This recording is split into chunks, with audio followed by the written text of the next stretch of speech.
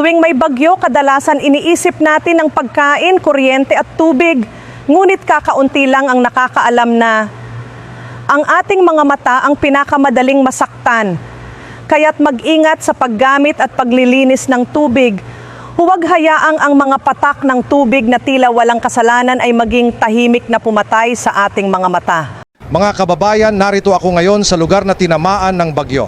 Gaya ng nakikita ninyo, lubog sa baha ang paligid, kulay putik ang tubig, puno ng basura at halo-halong kemikal mula sa mga imburnal na umapaw. Ito ang pangunahing dahilan kung bakit nagiging lubhang kontaminado ang ating tubig sa bahay pagkatapos ng bagyo. Ating mga mata. Kapag direktang na-expose sa maruming tubig na ito, madaling magkaroon ng pamumula, iritasyon at maaari pang humantong sa seryosong kondisyon tulad ng conjunctivitis, infection o ulcer sa kornea. Kung hindi maagapan at magamot, napakataas ng panganib ng permanenteng pagkawala ng malinaw na paningin. Sa aming pagsasaliksik sa iba't ibang malalaking ospital sa Pilipinas, lumalabas na inirerekomenda na ngayon ng mga doktor ang natural na suplementong pangmata na lutein gummy. Ito ay isang gummy supplement na gawa sa natural na sangkap, naglalaman ng lutein, zeaxanthin at vitamin A. Mga nutrisyong napatunayan ng agham na tumutulong magpanumbalik ng kalusugan ng retina, bawasan ang panunuyo, pamumula at pagkapagod ng mata at higit sa lahat nakatutulong maiwasan ang mga sakit sa mata dulot ng pagtanda o maruming kapaligiran. Sa loob lamang ng 7 araw ng regular na paggamit, marami ng pasyente ang nakapansin ng ginhawa.